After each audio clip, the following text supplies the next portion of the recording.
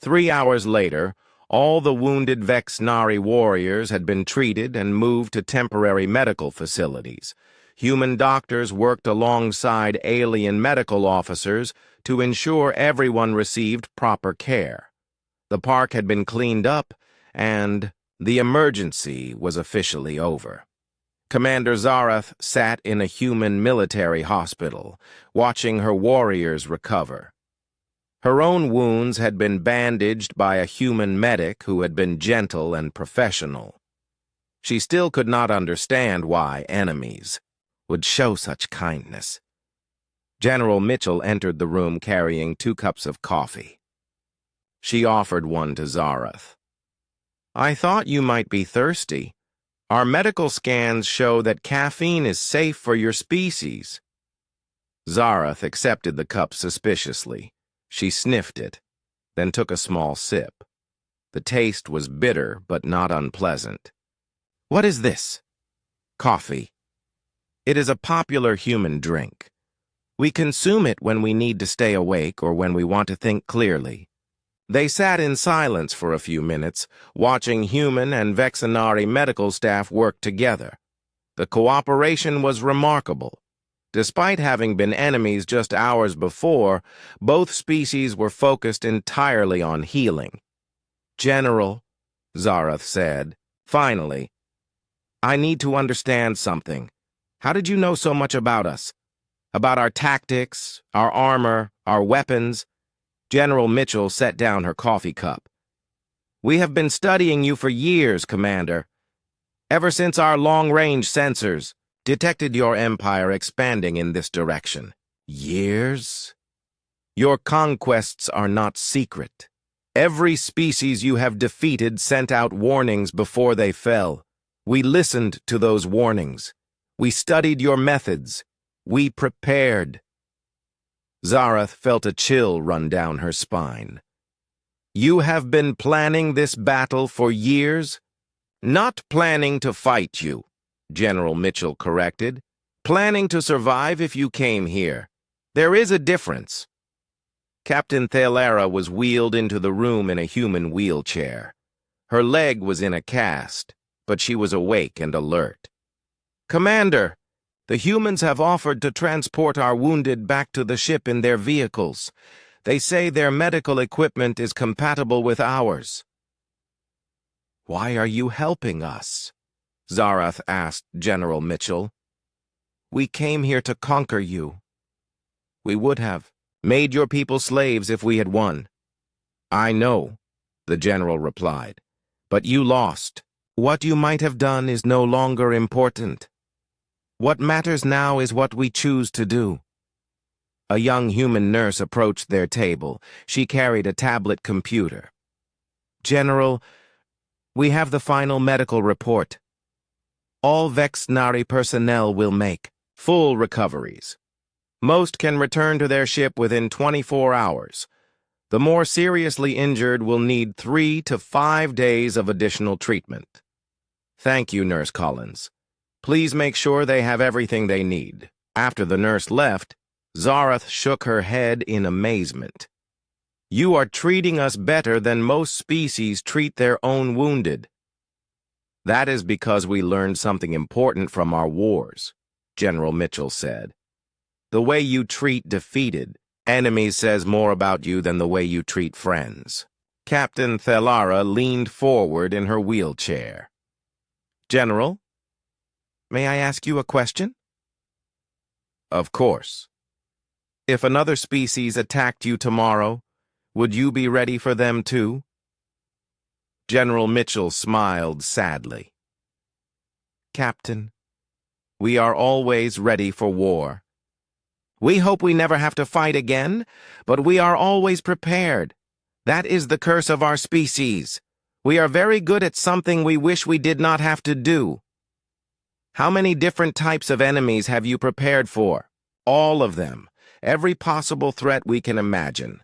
Enemies stronger than us, faster than us, smarter than us, enemies with better technology, better weapons, better armor. We have plans for fighting in space, underwater, underground, in different..." atmospheres, even in dimensions we cannot see. Zarath was stunned. How is that possible? You are just one small planet. We are just one planet, but we have many different nations, cultures, and ways of thinking. Each group approaches problems differently. When we combine all those different approaches, we can solve almost any problem. A human doctor approached their table. He was an older man with gray hair and kind eyes. "Excuse me, General. Commander Zarath, I am Dr. Williams. I have been studying vexillary biology. Your species is fascinating from a medical perspective." "Thank you?" Zarath was not sure how to respond. "I was wondering if you would be interested in a cultural exchange. We could share medical knowledge. Your regenerative abilities are remarkable. We could learn from each other." Zarath looked at the doctor suspiciously. "Why would you want to help us become stronger? We are your enemies." Dr. Williams looked confused. "Are you? I thought the battle was over. I thought you were leaving and never coming back." "We are." "Then how are you our enemies? You are just people from far away who we happened to fight once. That does not make you permanent enemies." This concept was completely foreign to the Vexnari. In their culture, anyone you fought was an enemy forever. The idea that former enemies could become friends or even just neutral parties had never occurred to them. General Mitchell stood up. "Commander, your ship is ready to depart whenever you choose. We have loaded medical supplies for your journey home. We have also prepared detailed reports of the battle for your records." Reports? Military analysis. What worked, what did not. Work, what both sides could have done differently. We thought your strategists might find it useful for future reference. Zarath could not believe it. The humans were giving their enemies information about how to fight them better. "Why would you help us learn from our mistakes?" "Because next time you might not be fighting us," General Mitchell said. "You might be fighting someone else. Someone who is not as interested in mercy as we are." As they walked toward the exit, Zarath saw something that made her stop. In a corner of the hospital, a group of young Vexillary warriors were talking with human soldiers of similar age. They were sharing stories, comparing equipment, and even laughing together. "What are they doing?" she asked. "Getting to know each other," General Mitchell replied. "Your warriors are curious about us. Our soldiers are curious about them. They are just talking." One of the human soldiers, a woman about the same age as the Vexnari warriors, was showing them pictures on her phone.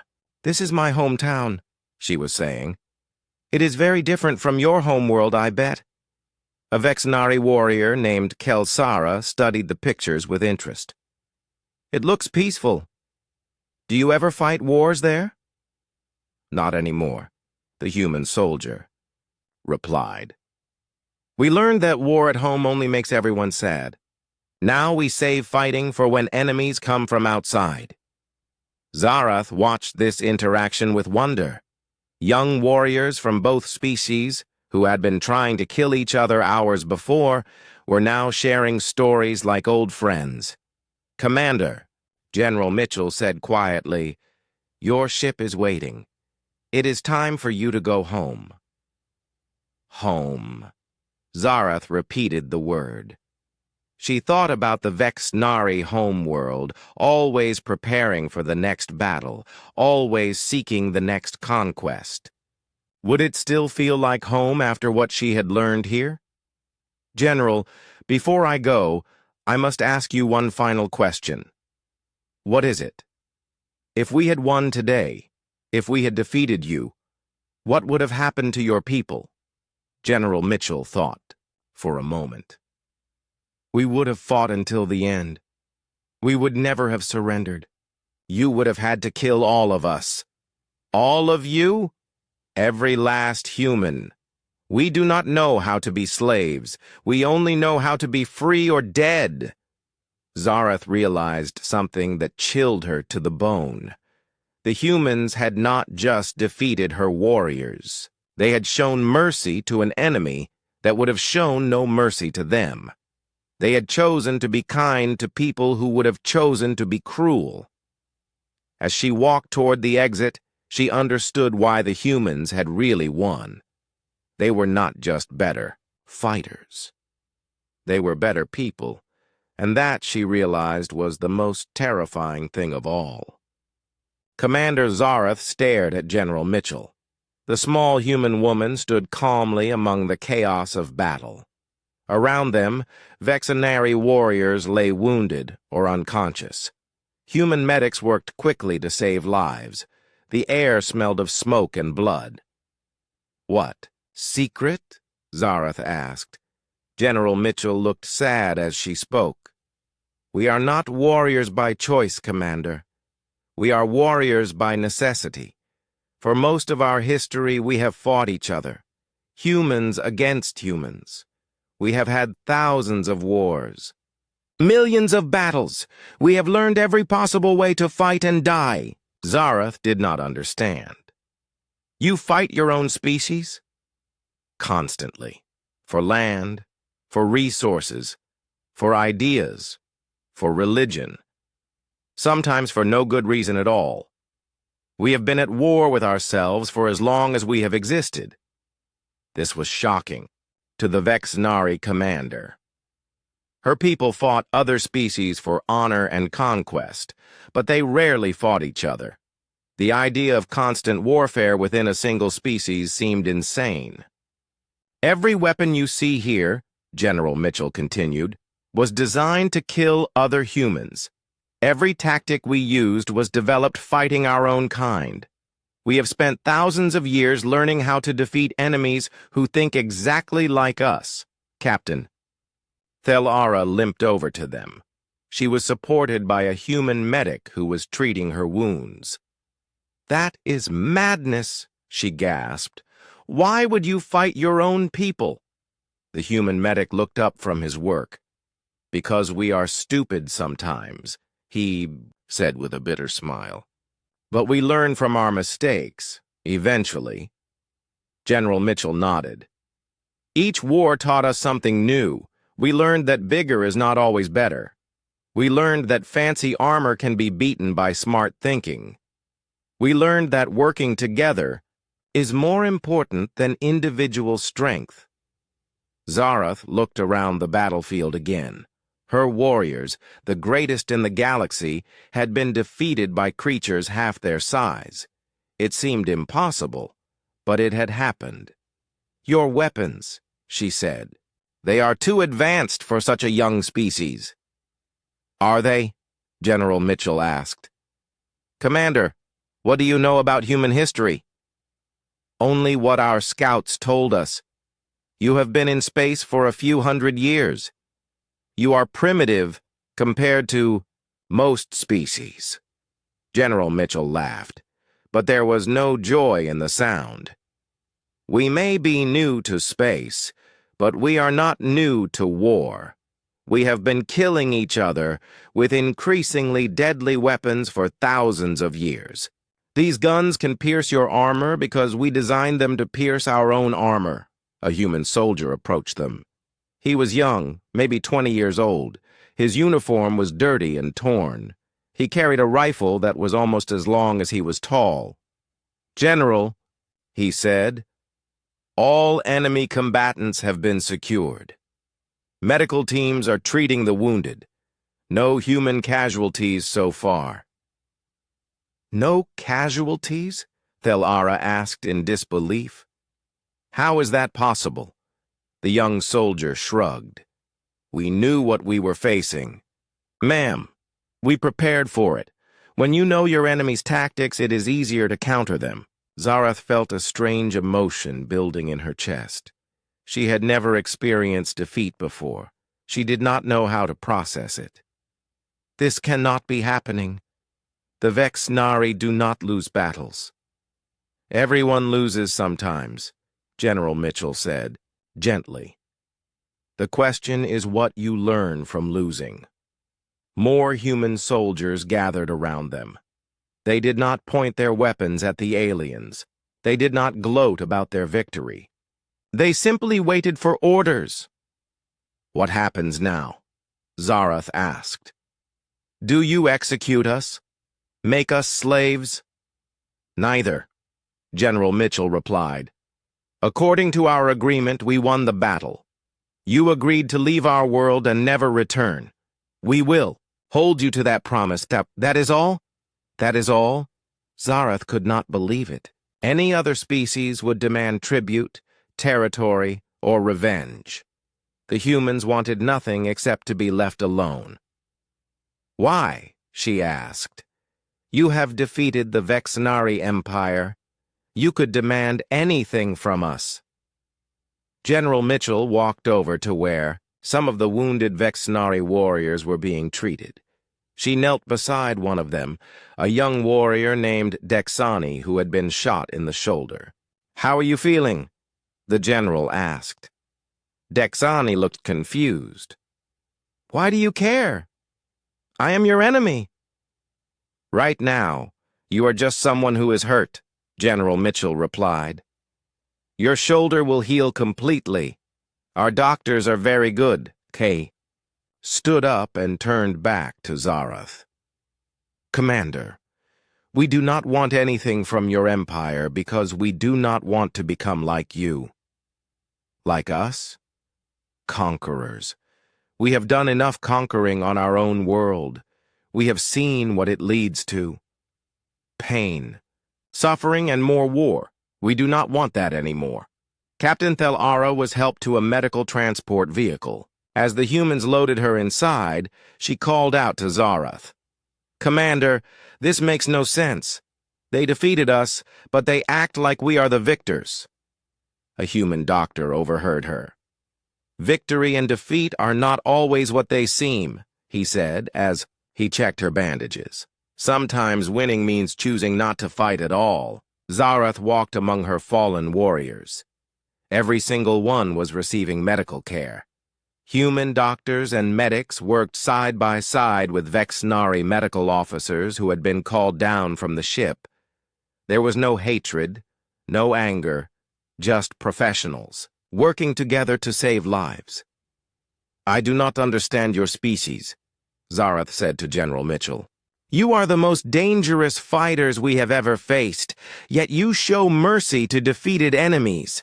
You have weapons that can destroy armor we thought was impenetrable, yet you use them only to wound, not to kill. You defeat us completely, yet you ask for nothing in return. General Mitchell sat down on a fallen log. She looked tired, older than her years. Commander, can I ask you something? Yes. In all your battles, in all your conquests, have you ever been happy? Really, truly happy? The question caught Zarath off guard. Happy?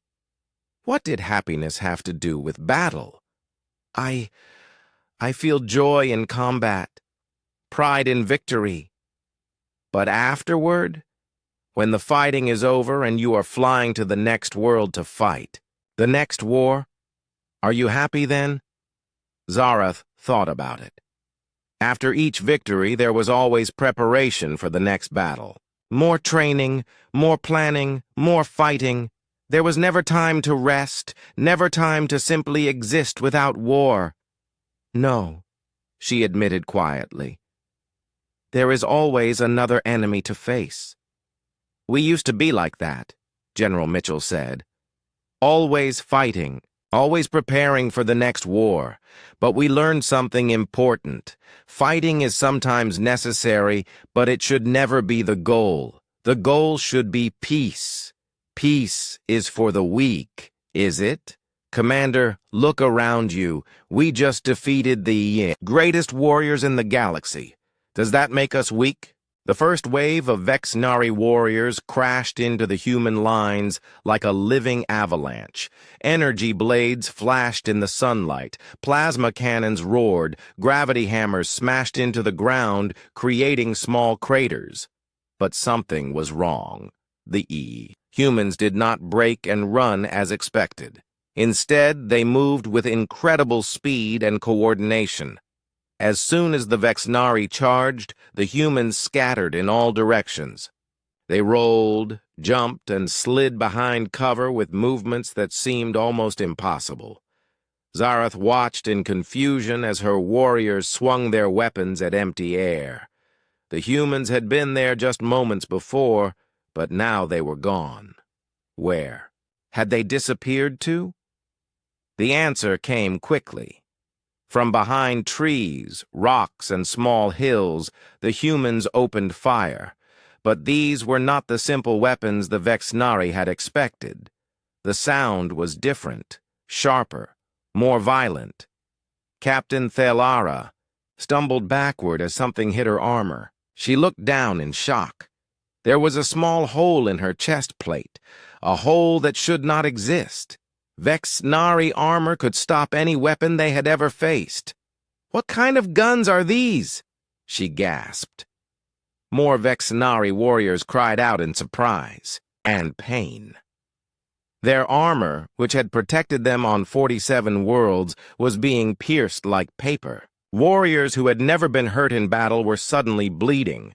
Zarath ducked as bullets whined past her head.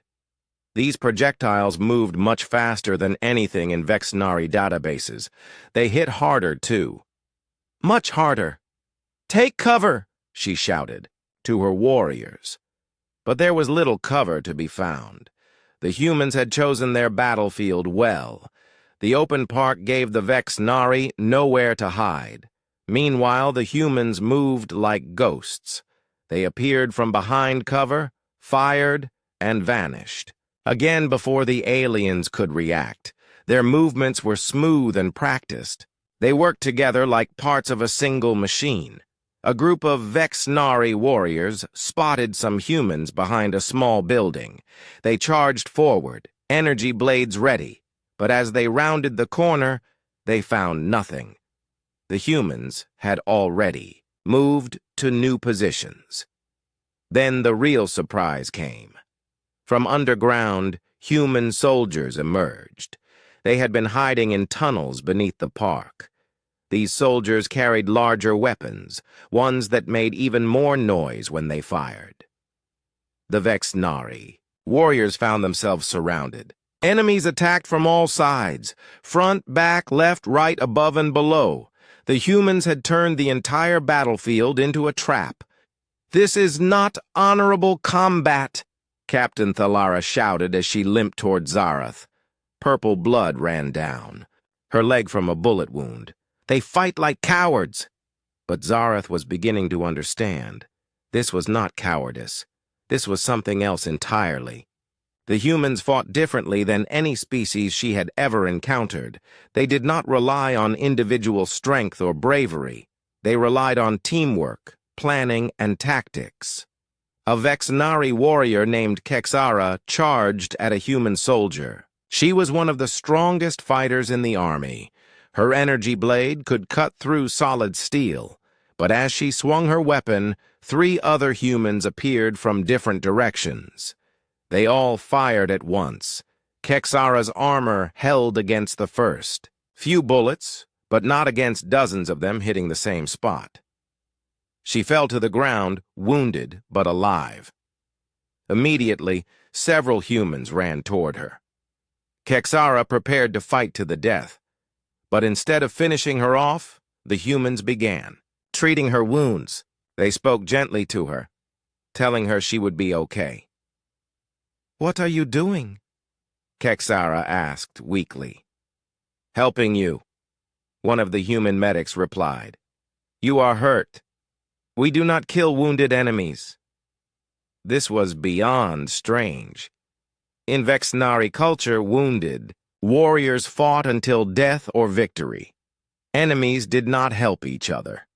Yet these humans were risking their own lives to save a warrior who had been trying to kill them moments before. Similar scenes played out across the battlefield. Every time a Vexnari warrior fell, human medics rushed to help them. They provided medical care without asking questions. They treated alien wounds with the same skill they would use on their own people. Commander Zarath found herself backed against a large tree. Her 4 weapons moved constantly, trying to track targets that seemed to appear and disappear like magic. Her armor had several holes in it. Her left arm was bleeding. "Commander!" Captain Thelara called out. "We must retreat. Our warriors are falling too quickly." Zarath looked around the battlefield. What she saw shocked her to the core. More than half of her warriors were down. Some were unconscious from wounds. Others were too injured to fight. But all of them were being cared for by human medics. The humans who were still fighting moved with deadly precision. They never stayed in one place for long. They communicated with hand signals and quiet words. They covered each other perfectly. When one soldier reloaded their weapon, another stepped in to protect them. "How is this possible?" Zarath whispered. General Mitchell's voice came from nearby. "Because we have been fighting wars for thousands of years, Commander. We have learned many hard lessons." Zarath spun around. The human general stood just 20 feet away. She had approached without being seen or heard. Her small pistol was holstered. She held no weapons. How did you get so close?" "Practice," General Mitchell replied simply. "Commander, I think it is time to end this battle. You have lost more than half your warriors. The rest will fall soon if this continues." Zarath looked at her warriors again. The general was right. The Vexnari were not just losing. They were being completely overwhelmed. "But how?" Zarath asked. "You are smaller than us, weaker than us. Your weapons should not be able to pierce our armor." General Mitchell walked closer. Her movements were calm and non-threatening. "Size and strength are not everything, Commander. We humans learned long ago that the biggest warrior does not always win. The smartest one does. Your weapons are designed specifically to defeat armor like yours. We studied the materials you use. We learned how to penetrate them. We also studied how your warriors fight. We prepared for everything you might do." Zarath felt something she had never experienced before in battle. Doubt. "You knew we were coming? You prepared for us?" "We have been preparing for something like this for decades," General Mitchell said. "We knew that someday a species like yours would arrive, warriors who rely on strength and honor. We developed tactics to deal with such enemies." The sound of gunfire was dying down. Most of the Vexnari warriors were no longer able to fight. The battle was essentially over. "I do not understand," Zarath said quietly. "We are the greatest warriors in the galaxy. We have never lost a battle." General Mitchell's expression was kind but sad. "Commander, may I tell you a secret about humans?" The Vexnari ship landed in Central Park with a loud crash.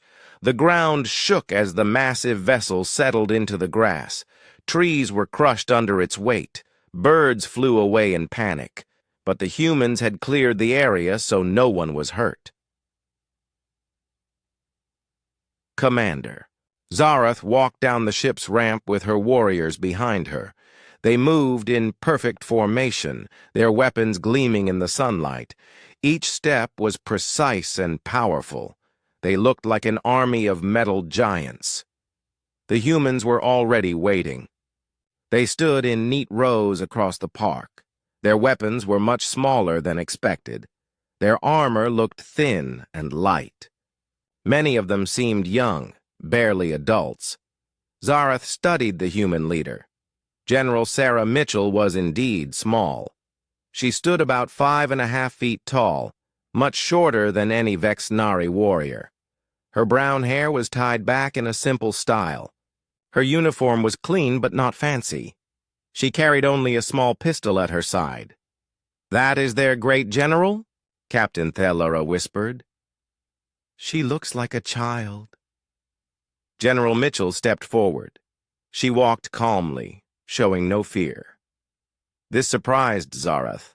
Most enemies trembled when they saw the Vexnari warriors up close.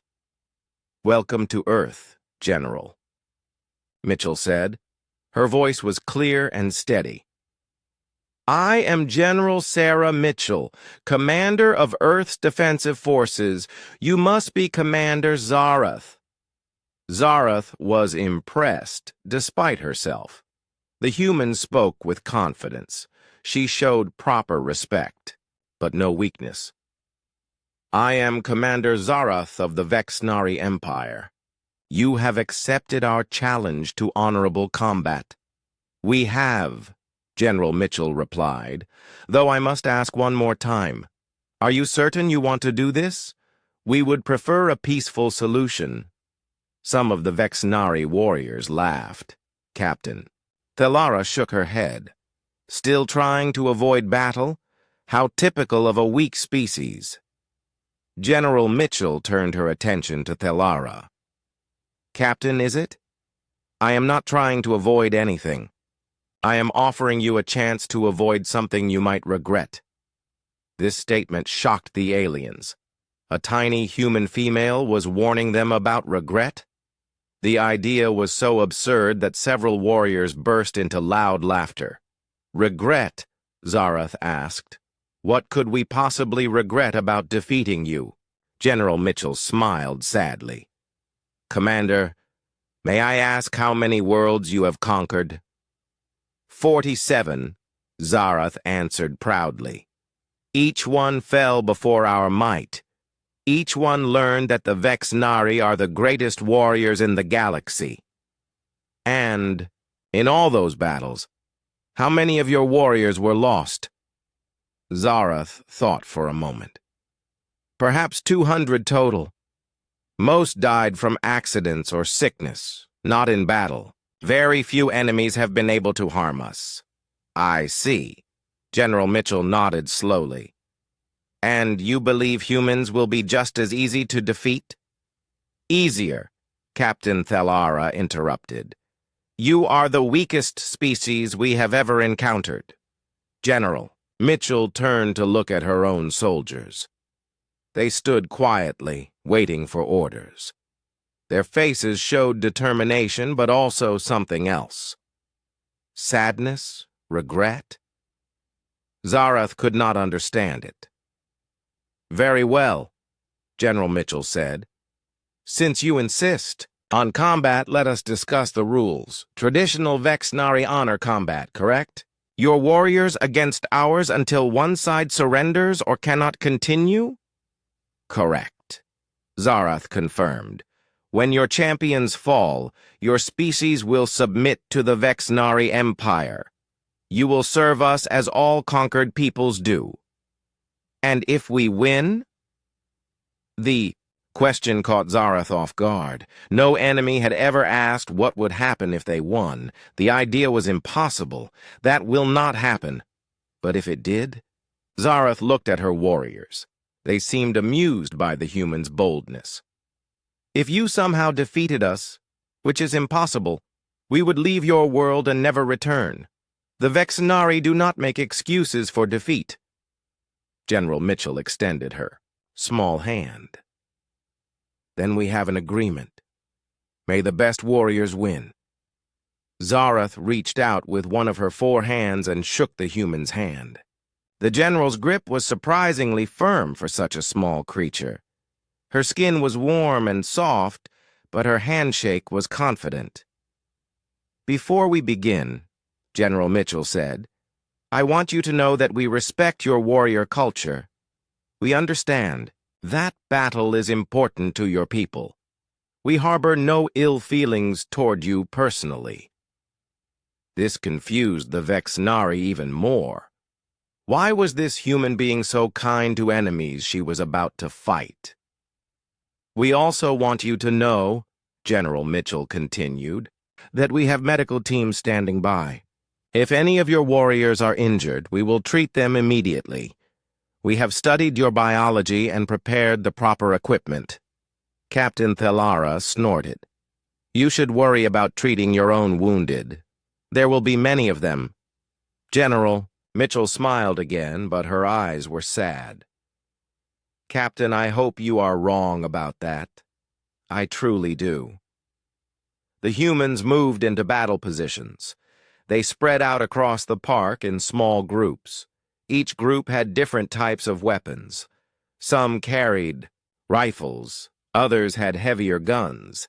A few had equipment that the Vexnari did not recognize. Zarath studied their formation. It was strange. Instead of standing in proud lines like proper warriors, the humans had scattered. They hid behind trees, rocks, and small buildings. Some even dug holes in the ground. "Look at them," Thelara said with disgust. "They hide like cowards. They have no honor." But General Mitchell stood in the open. She made no attempt to hide or find cover. She simply waited, watching the Vexnari with calm eyes. Zarath raised her 4 weapons. "Warriors of the Vexnari, today we add another victory to our glorious record. Show these humans what real warriors can do." The alien warriors roared their battle cry. The sound was deafening, like thunder mixed with the screams of wild beasts. It was a sound that had terrified enemies across the galaxy. The humans did not run. They did not scream in fear. They simply waited. "Charge!" Zarath commanded. 1,000 Vexnari warriors ran toward the human lines. Their feet pounded the ground like drums. Their weapons blazed with energy. They moved faster than any normal creature could run. In seconds, they would reach the humans, and the battle would begin. As they charged, Zarath felt the familiar joy of combat filling her heart. Soon these strange little humans would learn what every other species had learned. The Vexnari were unstoppable. The massive ship moved through space like a dark cloud. Inside, thousands of alien warrior women prepared for battle. They were called the Vexnari, and they had never lost a war. Their leader, Commander Zarath, stood tall on the bridge. Her purple skin gleamed under the ship's lights. Her 4 arms moved quickly as she checked weapons and battle plans. "How long until we reach the human world?" she asked her second-in-command. 3 hours, Commander," replied Captain Thelara. She was smaller than Zarath, but just as deadly. "Our scouts say the humans have weak defenses. This should be easy." Zarath smiled, showing sharp teeth. The Vexnari had conquered 47 worlds. Each time, the enemy fell within days. Some lasted only hours. Humans would be no different. They were small, weak creatures with only 2 arms. How could they fight against the mighty Vexnari? The alien women were born for war. They stood 7 feet tall. Their muscles were like steel cables. Their bones were harder than most metals. Each warrior could lift a car with 1 hand. Their reflexes were faster than any creature they had ever met. Most importantly, they lived for battle. Fighting was their greatest joy. "Tell me about these humans again," Zarath said as she walked to the viewing screen. Captain Thelara pulled up images of Earth. "They are a young species. They have only been in space for a few hundred years. They fight among themselves constantly. Their technology is basic. They still use chemical rockets and primitive weapons. The images showed human cities, armies, and spaceships. Everything looked small and weak to the Vexnari warriors. Human soldiers carried simple guns. Their ships were slow and clumsy. Their cities had no proper defenses against space attacks. They have no honor in battle, Thelara continued. They use tricks and lies. They hide behind walls instead of fighting face to face. They are cowards. Zarath nodded. This would indeed be easy. The Vexnari way of war was simple and pure. They landed on a world, challenged the strongest warriors to combat, and defeated them. Once the enemy's champions fell, the rest would surrender. It had worked every time. Have they responded to our challenge? Zarath asked. Yes, Commander. The humans say they will meet us in battle. They chose a place called Central Park in their largest city. Strange name for a battlefield. Zarath laughed. Let them pick their ground. It will not matter. How many of their warriors will face us? They say 1,000 of their best soldiers. 1,000? Zarath was surprised. Most species sent only their top champions, usually 50 or 100 at most. They must be very confident or very stupid. Probably stupid, Commander. Look at this. Thelara showed new images. These are their elite soldiers. They wear heavy armor and carry big weapons, but see how small they are? The biggest human is shorter than our smallest warrior. The bridge filled with laughter. The other Vexnari warriors shook their heads in disbelief. How could such tiny creatures think they could fight? What about their leader? Zarath asked. Who commands their warriors?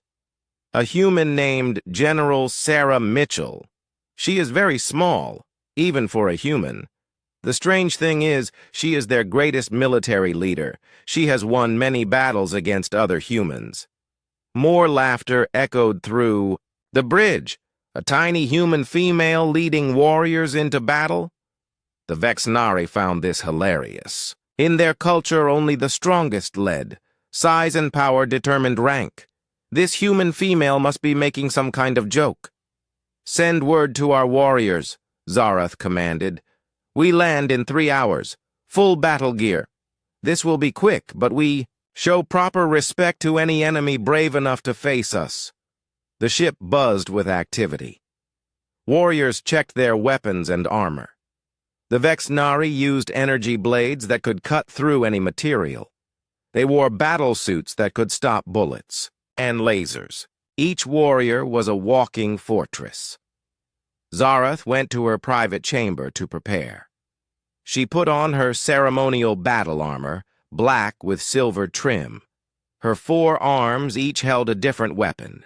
2 energy blades, 1 plasma cannon, and 1 gravity hammer that could crush stone. She looked at herself in the mirror and felt proud. She was the greatest warrior of her generation.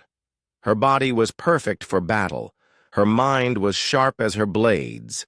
She had never been defeated, never even been seriously hurt in combat. Today I add humans to my list of conquered species, she said to her reflection. The ship's communication system crackled to life. Commander, we are receiving more messages from Earth. The humans want to talk before we fight. Zarath sighed. This was typical. Weak species always wanted to negotiate when they realized they were doomed. What do they say? They ask if we are sure we want to do this. They say we might want to reconsider. They also ask if we need anything: food, medical supplies, repairs to our ship. The commander frowned. This was strange. Usually enemies begged for mercy or tried to make deals. These humans seemed almost helpful. It made no sense. Tell them we appreciate their concern, but we are here for honorable combat. Nothing will change that. Yes, Commander. As the ship approached Earth, Zarath felt excitement building in her chest. Soon she would face these mysterious humans. Soon she would prove once again that the Vexenari were the greatest warriors in the galaxy. She had no idea that everything she believed about humans was wrong.